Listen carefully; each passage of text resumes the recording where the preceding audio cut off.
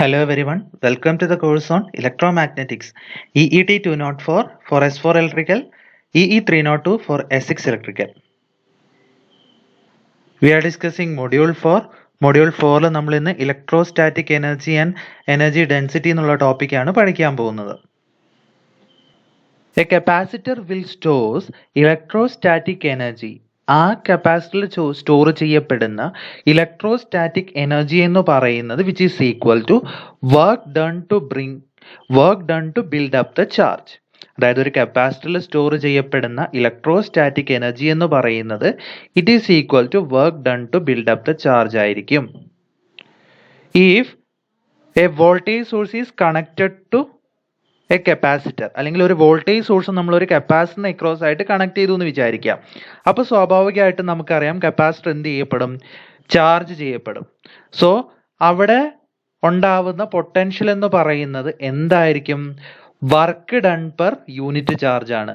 So we can say that potential can be defined as, അല്ലെങ്കിൽ potential എന്ന് പറയുന്നത് which is equal to work done per unit charge dW divided by dQ ആയിരിക്കും. അപ്പം ഇതിനകത്ത് നിന്നും work done എങ്ങനെ നമുക്ക് എഴുതാം, dW is equal to VdQ എന്ന് എഴുതിക്കൂടെ. That is dW is equal to VdQ.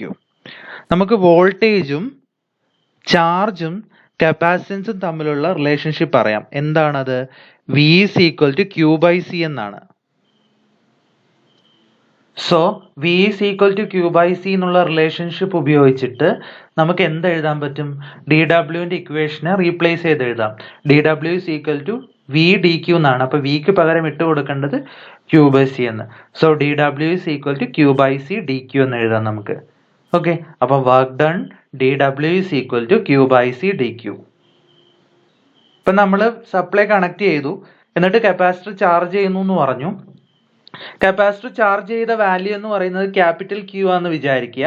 അങ്ങനെയാണെങ്കിൽ ടോട്ടൽ വർക്ക് ഡൺ നമുക്ക് എങ്ങനെ കണ്ടുപിടിക്കാം, total work done is equal to integral 0 to Q/C dQ ആയിരിക്കും. Work done is equal to integral 0 to Q/C dQ എന്നായിരിക്കും. Okay, അപ്പൊ എന്ത് ചെയ്യണം, നമ്മൾ ഇതിനെ ഇന്റഗ്രേറ്റ് ചെയ്ത് കൊടുക്കണം. ഇന്റഗ്രേറ്റ് ചെയ്താൽ എന്ത് കിട്ടും, എനിക്ക് ആൻസർ 1/C Q²/2, ലിമിറ്റ് കൊടുക്കേണ്ടത് 0 to Q. That is work done is equal to Q²/2C joules എന്ന് കിട്ടും. Work done is equal to Q² divided by 2C joules എന്നായിരിക്കും ടോട്ടൽ വർക്ക് ഡൺ കിട്ടുന്നത്. Q is equal to CV എന്നുള്ള relationship ഉപയോഗിച്ച് അതിനെ replace ചെയ്ത് എഴുതുവാണെങ്കിൽ work done is equal to half CV² ആയിരിക്കും. അല്ലെങ്കിൽ work done is equal to half QV എന്നും എഴുതാം നമുക്ക്. സോ ഇതാണ് ഇലക്ട്രോസ്റ്റാറ്റിക് എനർജിയുടെ ഇക്വേഷൻ എന്ന് പറയുന്നത്. അടുത്തത് നമ്മൾ എന്താണ് ഇലക്ട്രോസ്റ്റാറ്റിക് എനർജി ഡെൻസിറ്റിയുടെ ഇക്വേഷൻ എന്നുള്ളതാണ് നോക്കാൻ പോകുന്നത്.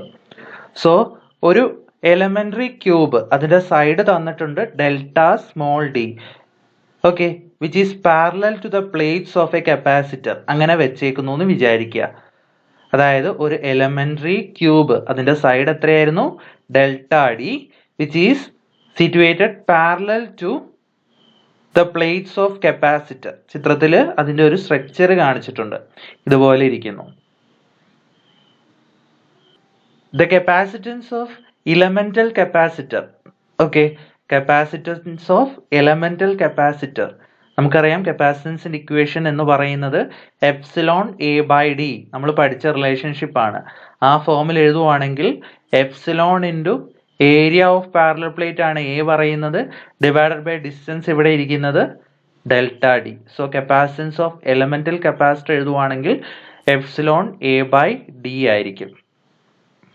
ഓക്കെ, ഏരിയ എന്ന് പറയുന്നത് എന്താണ്, ഡെൽറ്റ d² ആണ്. ഒരു സൈഡ് ഡെൽറ്റ A ആണ്. സോ ഏരിയ എന്ത് കിട്ടും നമുക്ക്, ഡെൽറ്റ d² ആണ്. സോ ആ റീപ്ലേസ്മെന്റ് ഇവിടെ നടത്തി കഴിഞ്ഞാൽ നമുക്ക് delta C is equal to epsilon delta d എന്ന് എഴുതാം. Delta C is equal to epsilon delta d എന്ന് എഴുതാം. ഇപ്പൊ നമുക്ക് എന്ത് കിട്ടി, കപ്പാസിറ്റൻസ് ഓഫ് എലമെന്റൽ കപ്പാസിറ്റർ എന്ന് പറയുന്നത് എപ്സിലോൺ ഡെൽറ്റ d എന്ന് കിട്ടി. സോ അടുത്തത് നമുക്ക് energy stored in elemental capacitor നോക്കാം. Energy stored in elemental capacitor, ആ ഇക്വേഷൻ നമുക്ക് ഓൾറെഡി ഫെമിലർ ആണ്. ഹാഫ് സി വി സ്ക്വയർ എന്നുള്ള റിലേഷൻഷിപ്പ് നമുക്കറിയാം അല്ലേ? W is equal to half C V square. അപ്പൊ ഇവിടെ delta W is equal to half into delta C delta V square എന്ന് എഴുതേണ്ടി വരും. അപ്പൊ എന്ത് കിട്ടും നമുക്ക്? Delta W is equal to half delta C delta V square എന്ന് കിട്ടും. ഓക്കെ, അതുകൂടാതെ നമുക്ക് അറിയാവുന്ന ഇക്വേഷൻ ഉണ്ട്, potential difference across elementary cube. Delta V എഴുതുവാണെങ്കിൽ ഇ ഡോട്ട് ഡെൽറ്റ ഡി അല്ലെങ്കിൽ ഇ ഇൻറ്റു ഡെൽറ്റ ഡി എന്നായിരിക്കും. അതിൽ ഇ എന്ന് പറയുന്നത് ഇലക്ട്രിക് ഫീൽഡ് ആണ്. സോ ഇലക്ട്രിക് ഫീൽഡിനെയും പൊട്ടൻഷ്യലിനെയും നമുക്ക് എങ്ങനെ റിലേറ്റ് ചെയ്യിപ്പിക്കാം? Delta V is equal to E into delta D എന്ന് എഴുതാം. ഇപ്പം നമുക്ക് ഡെൽറ്റ സിയും കിട്ടി, ഡെൽറ്റ വിയും കിട്ടി. ഈ രണ്ട് ഇക്വേഷനും നമുക്ക് ഈ ഡെൽറ്റ ഡബ്ല്യുവിൻ്റെ ഇക്വേഷനകത്ത് ഇട്ട് കൊടുത്തു കഴിഞ്ഞാൽ എനിക്ക് എന്ത് എഴുതാൻ പറ്റും? Half epsilon delta D into E delta D whole square. Okay, അപ്പം epsilon E square delta D whole cube എന്ന് കിട്ടും. ഇനി നമുക്ക് അതിനെ സിംപ്ലിഫൈ ചെയ്യുവാണെങ്കിൽ half epsilon E cube delta V. എന്തുകൊണ്ടാണ് അങ്ങനെ കിട്ടാൻ കാര്യം? ഡെൽറ്റ വി എന്ന് പറയുന്നത് ഡെൽറ്റ ഡി ക്യൂബ് ആണ് അല്ലേ? ഡെൽറ്റ ഡി ക്യൂബ് ആണ് delta V. So epsilon E square delta V എന്ന് മാറുന്നത്. So delta W is equal to എന്ത് കിട്ടും എനിക്ക്? Half epsilon E square delta V എന്ന് കിട്ടും.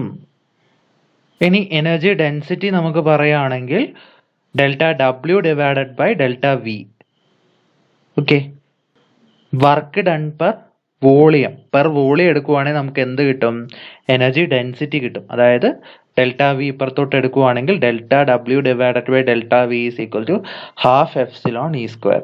അതിൽ D is equal to epsilon E എന്നുള്ള റിലേഷൻഷിപ്പ് നമ്മൾ മുന്നേ പഠിച്ചിട്ടുണ്ട്. ആ സബ്സ്റ്റിറ്റ്യൂഷൻ കൊടുക്കുവാണെങ്കിൽ delta W divided by delta V is equal to half D E joules per metre cube എന്ന് കിട്ടും. Half D E joules per metre cube. Electrostatic എനർജിയും energy ഡെൻസിറ്റിയും രണ്ട് ഇക്വേഷൻസ് ആണ് നമ്മൾ ഇന്ന് ഡിറൈവ് ചെയ്തത്. സോ വീഡിയോ ഒന്നുകൂടെ കാണുക, PPT ഒന്നുകൂടെ നോക്കുക, കാര്യങ്ങൾ കൃത്യമായിട്ട് മനസ്സിലാക്കി തന്നെ മുന്നോട്ട് പോവാം. Thank you.